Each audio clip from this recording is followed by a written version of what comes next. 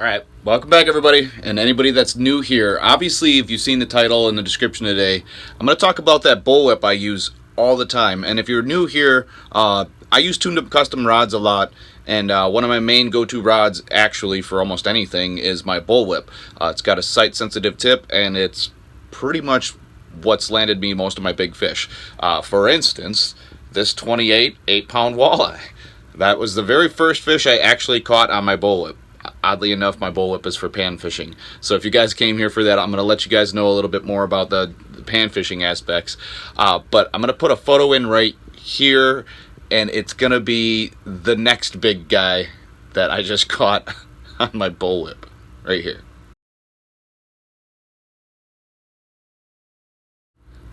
Okay, so obviously you guys can see you can land trophy walleye on it. Not intending to, but it handles them just fine. So let's get into the details of this thing.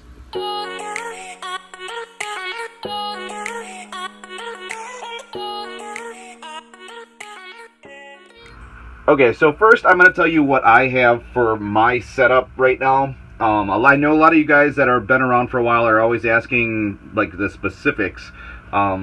So like, for instance, I don't use bands, I use electrical tape. This is a way that's been done for years, works great, keeps it attached nicely. I have EVA foam grips. It's a split grip because I like to palm my rods. So when I hold my rods, I hold them like this, and that's exactly what this is for, palming your rods. I have a Revo S10 1000. I will have everything linked in the description below for you guys to, if you want to go get it yourself. I always have this stuff linked below that I use if you're new here. But on the Revo S10, I have, this is 4-pound P-line Fluoro Clear. I believe I have that linked down in the description as well. Basically, the whole idea behind this is if you guys want to do like this exact setup, you can. And then obviously this is a Tuned Up Customs, and I believe this is it's a 30-inch bullwhip. So the big thing that makes a bullwhip is this basic spring bobber built in. I'm pretty sure I would have missed a lot of big fish over the years here, since I've been using this thing, that when they bite really light or they up bite. Right now I have a lot of tension under it, but normally you would, let's see if I can. So normally that's how I store it. So no tension, no bend, perfectly straight rod. And if you guys want to, I did, mine is white on white, because obviously white, I have a white and black reel, so white and black rod. That's kind of the way I did it. I did that with all my rods and reels, actually. So let's get into talking about how you use this and the type of things that you would use with this rod. Okay, so like I was saying at the beginning of this video, this rod, this exact rod is what put that one on the ice, and then that other one that I showed you a photo of, I actually just got that recently. I will put that at the end of this video for you guys to go watch that video if you want to. It was a crazy day, and that was a crazy circumstance that put my new PB on the ice. But back to this rod specifically, the reason I got this in the first place is, you wouldn't know it because I don't have any of them mounted, because I don't mount giant panfish, but that's my big thing, is mainly big bluegills. If you guys go down in the description, before you see any of this stuff, you'll see a link to my merch, DWS Outdoors merch. If you go there, I have a big bluegill addiction line of merchandise for you guys, and those are some of the big bluegills that I got from last year. I figured I'd share them with you guys, posters, tag boards, stickers, stuff like that. For any of you guys that like catching big bluegills, obviously that's why you're here, because that's what this is great for. Obviously, like, this is the whole point. You can catch anything on the bullwhip. Like, what I'm trying to say with this one is, so this is a 30-inch, and that's like where your backbone starts. So if it's 30 inches, I would say probably 8 inches back, 6 to 8 inches back, it loads up into an actual, probably I would say medium light action rod, but is as you go back, so from here to this finger, this is very stiff. This is a heavy backbone, and that is the main reason I got this rod. One, you can see, so like if it's loaded, here I'm going to try and make it so you can see it. We'll use the wall over there. So if it's loaded and I have a tungsten on there and a fish bites it, you can see the upbite without a doubt. I mean, there's no reason you can't see that upbite. And then even if it's just a little loaded, you know, so like this tiny little tungsten I have on here, you know, that loads the rod just enough. So let's see if we can show you guys what it does here. So you start getting used to seeing that, but my main thing is when bluegills come up, the really, really big bluegills, they will do this thing where they very lightly nibble and then they work their way up to the hook. And the only way you ever see that when you know you're in big bluegill territory is when they go to bite it and you see that little pull. So that first little pull, and it'll teach you, this rod will teach you to catch big bluegills better, because you'll see that little pull and you don't set the hook yet. You wait till that little pull goes into a little bit of a load, and now you have the fish. Now you have the actual hook in its mouth. I discovered that after using this for years, and its a side benefit is like I learned how to fish for my favorite species of fish, giant bluegills, better because of my bullwhip. So if you guys are looking for these kind of rods, I guess they call this a noodle rod. I don't know if you would call it a noodle rod because the only part that's soft is this last. That's probably 5 inches actually. 4 to 5 inches of like legit spring bobber. But it's one of the best rods I've had. I've landed a lot of monsters on it. If you go back through my playlist, I have a big bluegill playlist, and you look through the winter edition for my ice fishing stuff, you'll see like any ice fishing stuff where you see a big bluegill come topside or a big crappie or something like that, I'm using this rod. That's why I wanted to do a review on it for you guys. The big thing is the rod I'm doing the review on. I love my Revo S10. I've been using them for years. I buy them. Nobody gives me these reels. They're expensive. So if you guys go down below in the description below and you're sticker shocked, there's a reason you're sticker shocked. It's a good rod or a good reel.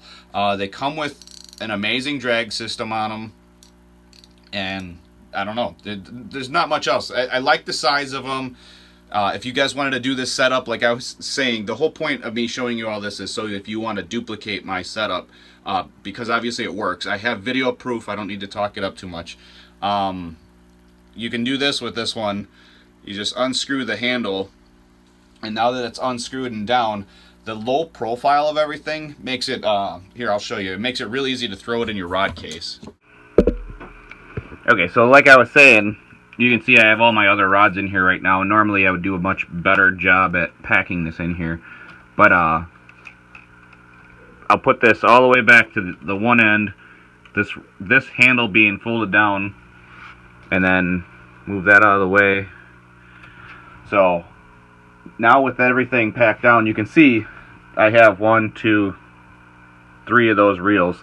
The reason I did that is, one, they perform flawlessly. I have them on my walleye rods, my spoon rods, and now I started with it on my bullwhip. But the whole point here I'm trying to make is, like, you see how there's no resistance to shutting this.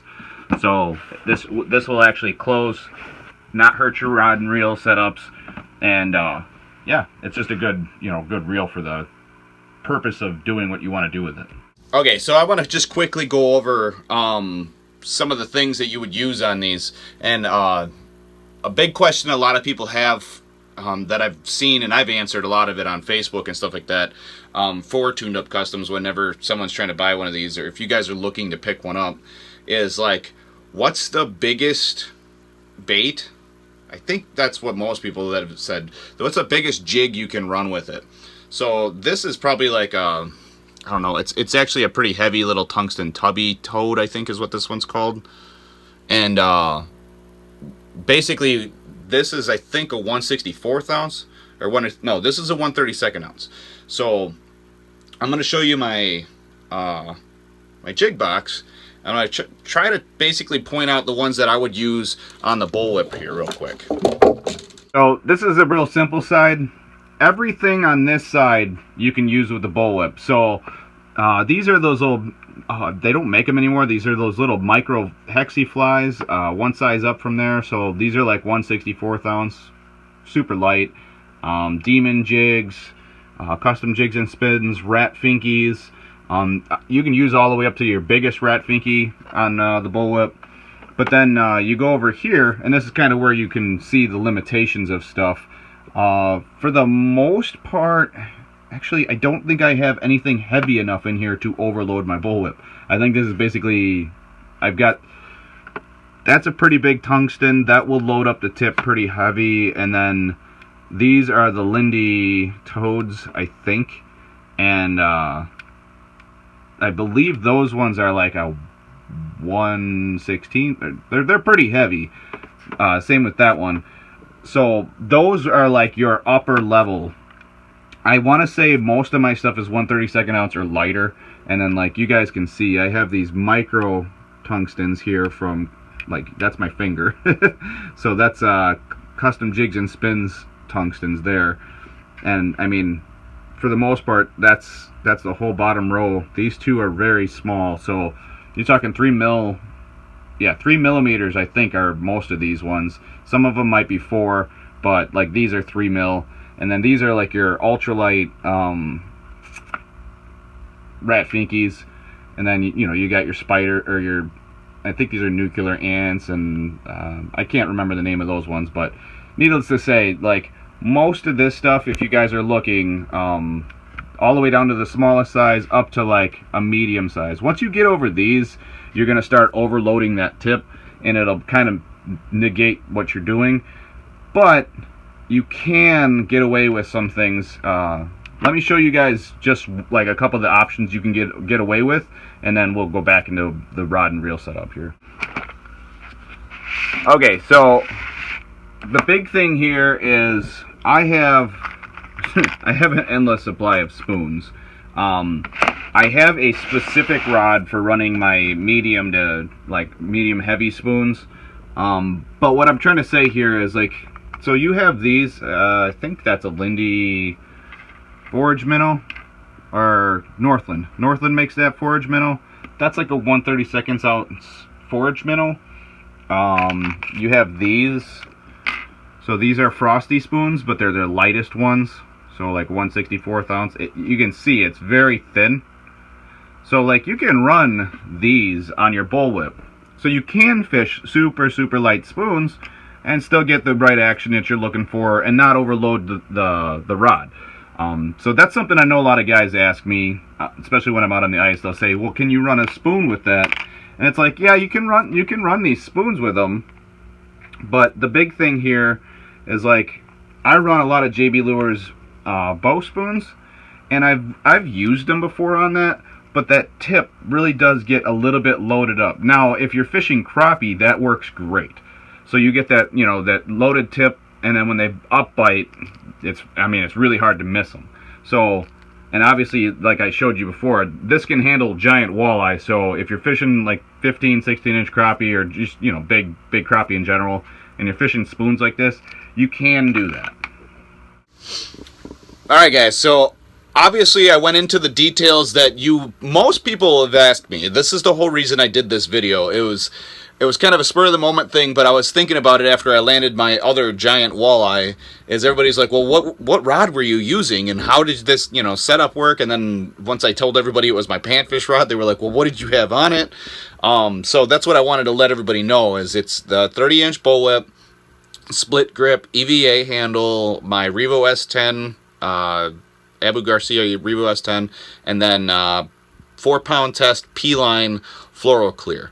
That's the panfish setup that I use, but I do use it for basically everything. I've used it for perch fishing, walleye fishing now. I've actually on purpose gone out walleye fishing with it because they were on a very negative bite, and I had to fish these tiny little baits.